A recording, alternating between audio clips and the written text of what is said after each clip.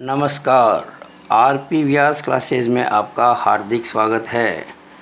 कक्षा 10 में गणित विषय में चैप्टर 2 वास्तविक संख्याएं रियल नंबर्स पर हम चर्चा कर रहे थे। आज ये वीडियो लेक्चर नंबर 9 में प्रस्तुत करने जा रहा हूँ। इस वीडियो लेक्चर में हम समझेंगे कुछ संख्याओं के बारे में विशेष प्रकार की। सबसे पहले सम संख्याएँ, फिर विषम संख्याएँ, फिर अभाज्य संख्याएँ, फिर संयुक्त संख्याएँ और आखिर में सह अभाज्य संख्याएँ।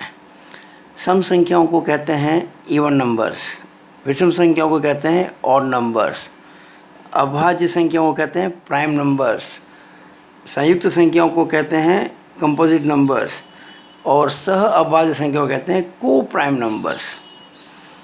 पहले बात करते हैं सम संख्याएँ, इवन नंबर्स।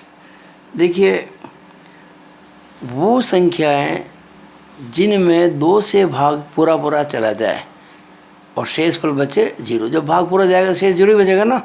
तो ये 0, 2, 4, 6, 8, अभी हम धनात्मक संख्या की बात कर रहे हैं, पॉजिटिव नंबर्स की, हम माइनस में नहीं जा रहे हैं अभी। तो हर वो संख्या जो 2 से डिविजिबल है उसको कहते हैं वो इवन नंबर है। फिर जो संख्या 2 से भाग नहीं जाती है, शेषफल 1 बच जाता है, वो है विषम संख्या है, ऑड नंबर्स। 1, 3, 5, 7, 9, इसमें हम पॉजिटिव ले रहे हैं, अभी नेगेटिव नहीं ले रहे हैं। फिर आती है अभाज्य संख्याएँ, यानी कि प्राइम नंबर्स। उन संख्याओं को अभाज्य संख्याएँ कहते हैं जो या तो स्वयं से भाग लगता है या फिर 1 से। Those numbers are called as prime number which are divisible either by itself और बाई 1। देखिए, बहुत महत्वपूर्ण बात है, ये बहुत काम आने वाली है। हम अभी बाद में जब एचसीएफ एलसीएम निकालेंगे बड़ी बड़ी संख्याओं के, तो आपको ये प्राइम नंबर से डिवाइड करना आना चाहिए। तो प्राइम नंबर जो हैं शुरुआती कुछ मैंने बताई हैं, 2, 3, 5, 7, 11, 13, 17, 19, 23, 29, 31 और आगे चलती जाएंगी अप टू इन्फिनिटी। कोई गिनती नहीं है इसकी, अनंत होती हैं ये कहलाती है प्राइम नंबर्स। उसके बाद आती है कंपोजिट नंबर्स, यानी कि संयुक्त संख्याएँ। उस संख्या को कंपोजिट नंबर कहते हैं या संयुक्त संख्या कहते हैं जो खुद के और एक के अलावा किसी और से भी डिवाइड हो सकती हो। जैसे 4 है, तो 4 जो है 1 और 4 के अलावा 2 से डिवाइड होती है। 12 जो है, 12 वो 1 और 12 के अलावा 2 से, 3 से, 4 से और 6 से डिवाइड होती है। तो वो संख्याएँ कहलाती है संयुक्त संख्याएँ जो स्वयं और एक के अलावा भी किसी और से डिवाइड होती हो। अब बात करते हैं सह अभाज्य संख्याएँ, को प्राइम नंबर्स। सह अभाज्य संख्याएँ, को प्राइम नंबर्स। देखिए, 2 नंबर्स अगर सिवाय 1 के और किसी से डिवाइड नहीं हो, जैसे देखिए 8 और 7 है। वैसे तो 8 को हम 2 से डिवाइड कर सकते हैं, 4 से कर सकते हैं, और 7 तो खैर जो प्राइम नंबर ही है, 1 और 7 के अलावा किसी से कर नहीं सकते। लेकिन अगर मैं दोनों को एक साथ रखूं, 8 और 7, अब आपसे कहूँ वो संख्या बताओ जिससे हम इन दोनों को डिवाइड कर सकें, तो सिवाय 1 के और कोई भी नहीं है। 2 से डिवाइड 8 तो होगा पर 7 तो नहीं होगा ना, इसलिए इनको करेंगे को प्राइम नंबर। इसी तरह जैसे 12 और 5 है। 12 वैसे तो 2 से, 4 से, 6 से डिवाइड होता है, लेकिन 5 नहीं होता है, ये को प्राइम हो गया। यानी को प्राइम नंबर्स के अंदर एक नंबर ऐसा होता है जो कंपोजिट हो सकता है, लेकिन जो दूसरा होगा वो या तो कंपोजिट और या प्राइम, कैसा भी। लेकिन एक बात पक्की है, एक पक्की बात है कि उन दोनों को अगर एक साथ रखें तो सिवाय 1 के और किसी से डिवाइड नहीं होगा। अब मान लीजिए मैंने कहा आपको 18 और 12, ये को प्राइम नहीं है, क्योंकि 18 और 12 को आप 2 से डिवाइड कर सकते हो, आप इनको दोनों को 3 से डिवाइड कर सकते हो, आप इनको 6 से डिवाइड कर सकते हो।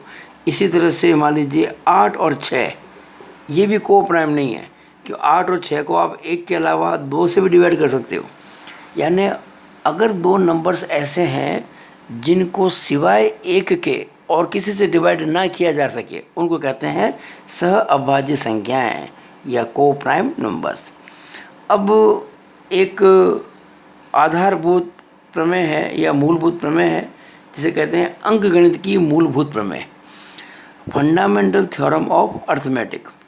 ये क्या कहती है कि हर वो संख्या जिसको अपन डिवाइड कर सकते हैं उनको प्राइम नंबर्स के मल्टीप्लिकेशन के रूप में लिखा जा सकता है। प्रत्येक भाज्य संख्या को अभाज्य संख्याओं के गुणनफल के रूप में लिखा जा सकता है। Every divisible number can be represented as multiplication of prime numbers, यानी इसको कहते हैं प्राइम फैक्टराइजेशन, अभाज्य गुणनखंड। और ये चीज़ बहुत इम्पोर्टेंट है, हमें आगे बाद में बहुत काम आएगी। अच्छा, ये जो मैंने आपको एक कंसेप्ट बताया था ना, ये सहअभाज्य संख्याएं, ये कंसेप्ट बहुत काम आने वाला है। हम अगले कुछ वीडियोस में पढ़ेंगे कि सिद्ध करो कि √2 एक अपरिमेय संख्या है, √3, √5 ये इरेशनल नंबर्स हैं। इनको इरेशनल प्रूव करने के लिए हम ये को प्राइम नंबर्स का कंसेप्ट काम में लेंगे। फिलहाल हम वापस आते हैं कि प्रत्येक भाज्य संख्या को अभाज्य संख्याओं के गुणनफल के रूप में लिखा जा सकता है। अब देखिएगा, यानी हमको क्या करना होगा कि जो भी संख्या है जिसको अपन डिवाइड कर सकते हैं, तो ये पता करना पड़ेगा वो किससे डिवाइड होती है। तो पहले हम बात करते हैं सिंगल डिजिट की। सिंगल डिजिट यानी कि एक अंक वाली संख्या, 1, 2, 3, 4, 5, 6, 7, 8, 9, एक अंक वाली संख्या से भाग का नियम क्या है। तो इसमें से मैंने जो ये गोले किए हैं ना, इनसर्कल किए हैं, 2, 3, 5, 7, ये तो हैं आपके जो प्राइम नंबर्स।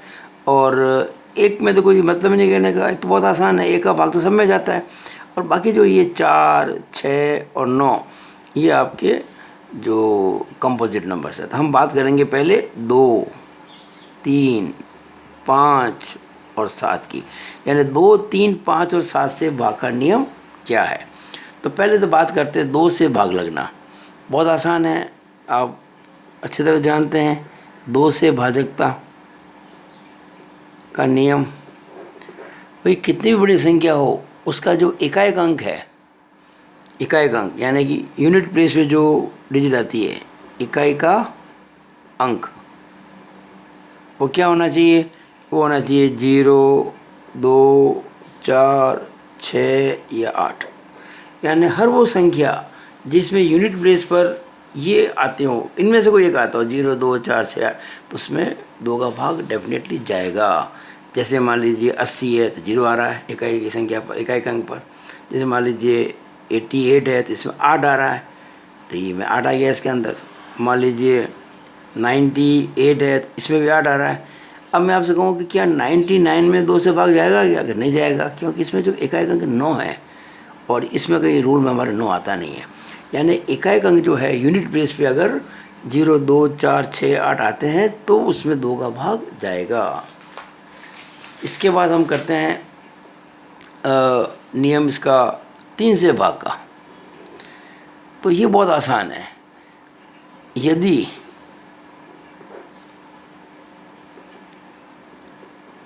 अंकों के योग में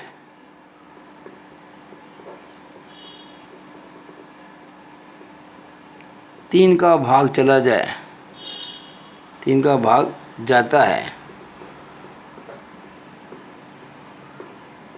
तो उस संख्या में भी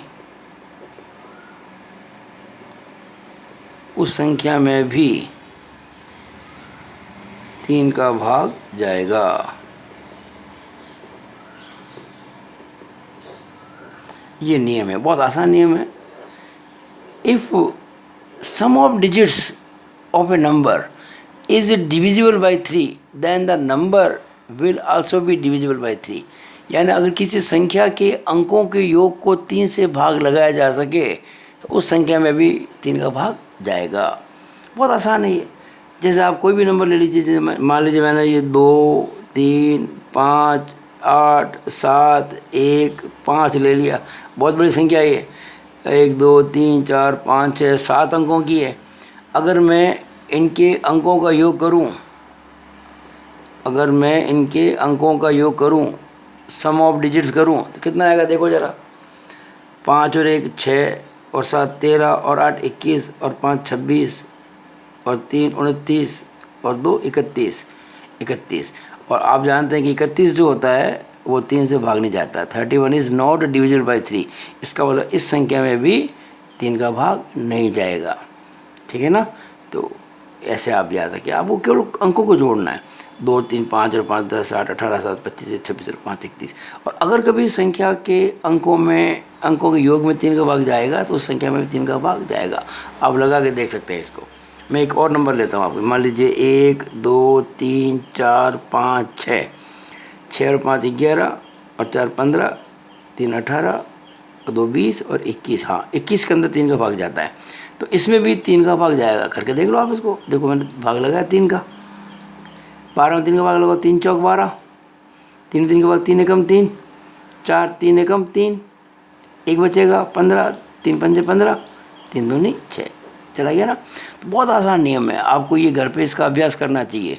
आपको विभिन्न संख्या लेनी चाहिए, कुछ संख्या 3 से भाग लगने वाली और कुछ नहीं लगने वाली। फिर आप उन संख्या के अंकों का योग करो, फिर वो देखो अगर अंकों का योग 3 से भाग जाता है तो वो संख्या भी 3 से भाग लगेगा, अन्यथा नहीं 5 से। ये बहुत आसान नियम है कि अगर किसी संख्या का इकाई का अंक 0 या 5 है, इकाई का अंक 0 या 5, यानी कि यूनिट प्लेस पे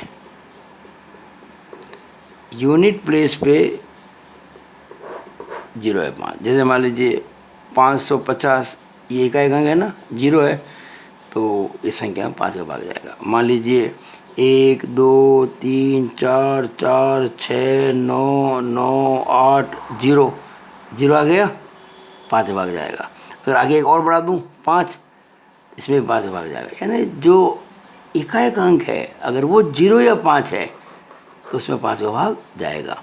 अब मैं आपको बहुत महत्वपूर्ण नियम बता रहा हूँ भाई, शास्त्रीय भाजकता का। बहुत आसान समझने में है और बहुत इम्पोर्टेंट है। शास्त्रीय भाग लगाने के लिए हमें क्या पता होना चाहिए, कैसे इसको पता करेंगे। तो इसका आसान नियम ये है कि कितनी भी बड़ी संख्या हो, आप उसका इकाई का अंक लें, यानी कि यूनिट प्लेस में जो आता है उसको लें, उसको दुगना करें और शेष अंकों से बनी संख्या में से घटाएं, और ये क्रम लगातार चलाते रहें। और अगर वो संख्या आखिर में जो बची आपके पास, अगर वो 7 से भाग जाती है तो बड़ी संख्या में भी 7 का भाग जाएगा। एक काम करते हैं अपन, कोई बड़ी संख्या लेते हैं अपन। एक देखिए, एक संख्या लेते हैं।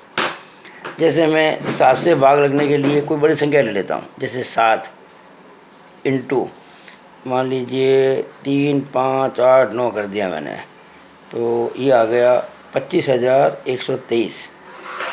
ये 25,123 मैंने इसी प्रकार की संख्या ली है कि इसमें भाग 7 का जाता है। अब हम क्या करेंगे, देखिएगा मैंने क्या कहा, जो इकाई अंक है ना, इकाई अंक, इसका दुगना करो। कितना हो जाएगा, 6। 3 दूना 6 होता है ना, तो 6 ले लिया। इसको 2512 में से घटाओ, एक ये आ गया 2506।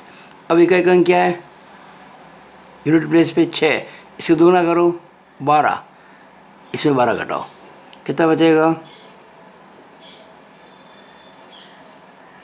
238।